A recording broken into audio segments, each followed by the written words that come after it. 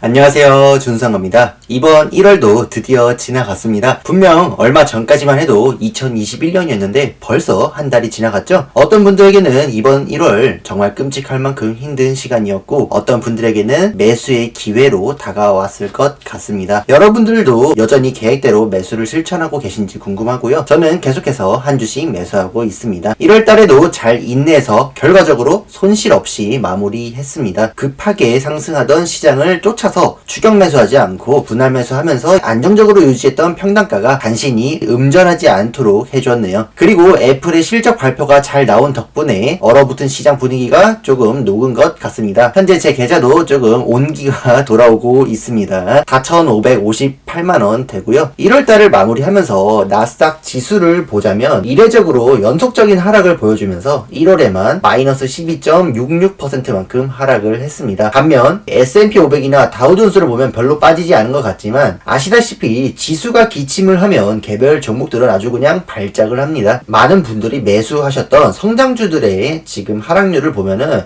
대체로 시장 전체를 추종하는 편이 낫겠다는 생각이 듭니다. 현재 나스닥은 최고점이었던 16,000에서 13,700까지 하락을 했고요. 이것을 준수지수로 봤을 때는 35.8%에서 42.3%로 내려온 상황입니다. 몬테카를로 시뮬레이션에서 35.8%에서 42.3% 이렇게 내려왔다는 말이죠. 16,000을 찍었던 당시는 과열을 넘어서 버블을 시작하는 단계로 접어들었으나 인플레이션이 심각해서 금리 인상을 서두르는 모습을 보여준 탓에 본격적인 버블은 시작도 못 해보고 진압을 당했다고 생각을 합니다. 그래서 어디서 닷컴 버블에 맞먹는 수준의 버블이었다라고 평가를 한다고 하면 저는 확률적으로 따졌을 때는 그렇지는 않다고 생각을 합니다. 그래서 너무 걱정하시기보다는 건전한 우상향으로 돌아가는 과정에 놓여있다, 그렇게 보는 게 좋을 것 같고요. 확률적으로 보건대 나스닥은 12,800에서 9,800 이내에 있어야 확률상 적정성을 준수할 수 있었는데 현재는 13,700이죠. 무리해서 투자하지는 않으셨으면 좋겠다는 생각입니다. 물론 이것이 반드시 추가적인 하락을 의미하는 것은 아닙니다. 시장은 장기적으로 우상향하고 있기 때문에 지수가 꼭 급락해야만 적정 범위 안에 들어갈 수 있는 것은 아니거든요. 어쨌든 상승하지만 상승세가 둔화될 수도 있다는 거고, 횡보할 수도 있으며 폭락으로 적정 수준으로 돌아갈 수도 있는 겁니다. 그런 단기적인 과정들은 예측이라기보다는 미국의 정책을 따라가게 되어 있고요. 우리들은 장기적으로 봤을 때 평균과 확률에 수렴한다는 사실만 기억하고 있으면 되겠습니다. 그래도 긍정적으로 시장을 본다고 하면 부담스러운 수준에서 점점점 내려오고 있다는 점입니다. 가능한 한 건전한 수준으로 우상향을 해주는 편이 좋기 때문에 어느 정도 눌러줄 필요가 있었던 시장이라는 거죠. 어떤 분들은 준수야, 너 말대로 준수지수를 보면 숏을 치는 게 합리적인 거 아니냐? 왜 안 팔고 계속 QLD, 레버리지로 나스닥 지수를 추종하고 있냐? 그렇게 말씀을 하시는데, 저도 언제인지 몰라도 금리 인상과 맞물려서 하락하겠지라는 것은 알고 있었습니다. 집필할 때도 이 지수를 고안했을 때도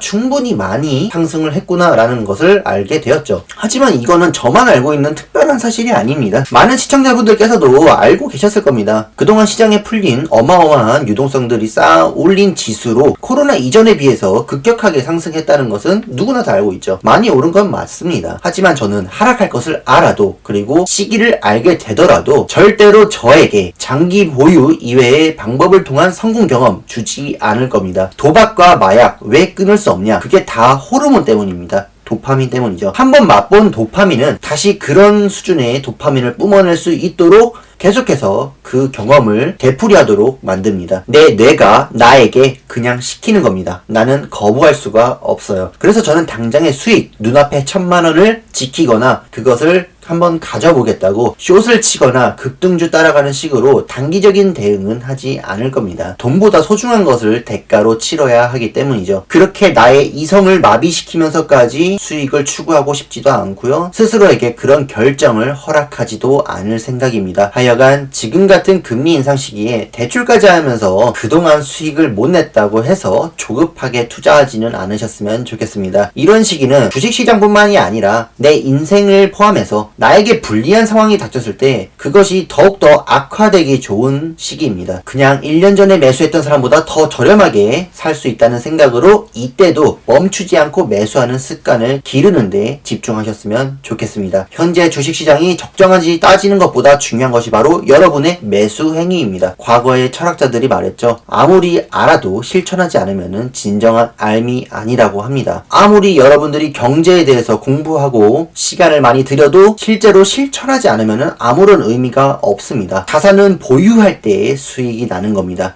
보유하지 않으면 아무것도 일어나지 않습니다. 꾸준하게 분할 매수하시면서 시장을 따라가시길 권합니다. 결국 이번 1월에 많은 분들이 손실을 입었다고는 하지만 결국 지수 추종하는 사람들은 레버리지라고 해도 그나마 견딜만 할 겁니다. 언제 날아갈지 모르는 작은 기업들은 주가가 회복되지 않을 수도 있지만 시장 전체는 다르죠. 상승할 것을 다시 회복할 것을 기대할 수 있습니다. 지금 저를 조롱하거나 여러분들의 손실을 기뻐하는 사람들은 그들이 생각하기에 자신들이 더 노력하고 복잡하게 분석하면 투자를 잘하는 줄 압니다. 그리고 스스로가 우리들보다 훨씬 더 잘났고 머리도 좋다고 생각을 하겠죠. 그래서 이렇게 단순하게 매수만 하는 사람들이 더 돈을 버는 것을 용납할 수가 없는 겁니다. 왜냐면 우리들을 부정하지 않으면 자신들의 믿음을 유지할 수가 없을 테니까요. 그 믿음을 제가 박살낼 것까지는 없지만 점점 우상향하는 우리들의 계좌로 인해서 그 사람들의 혀도 침묵하게 될 것이라고 생각합니다. 결국 역사적으로 패시브한 투자를 이기는 사람들은 정말 소수입니다. 유감스럽게도 결국 우리는 해낼 것입니다. 오늘은 여기서 마치도록 하고요. 이번 연휴 동안 가족분들과 보내시는 분들이 많을 것으로 생각을 하는데요. 주식을 하다 보면 계좌의 수익률이 떨어지면 내 자신감도 떨어지는 경우가 많이 있습니다. 계좌와 내 자신감이 비례하는 거죠. 하지만 자연스러운 현상입니다. 저도 그런 적이 있었지만 결국 그 가치를 알아본다고 하면은 절대 위축될 필요가 없습니다. 이번 1월 주식시장 정말 많이 떨어지기는 했지만 절대 가족분들 앞에서 자신감 없는 모습 보여주지 마시고 위축되지 않으셨으면 좋겠습니다. 물론 너도 나도 끌어들일 필요는 없지만 조용히 우리들의 포지션을 지키면서 꿋꿋이 이겨내셨으면 좋겠습니다. 오히려 이런 때일수록 태연한 모습으로 가족분들에게 듬직한 모습을 보여주시면 좋을 것 같습니다. 그럼 오늘은 여기서 마치도록 하겠습니다. 오늘도 끝까지 시청해주셔서 감사합니다.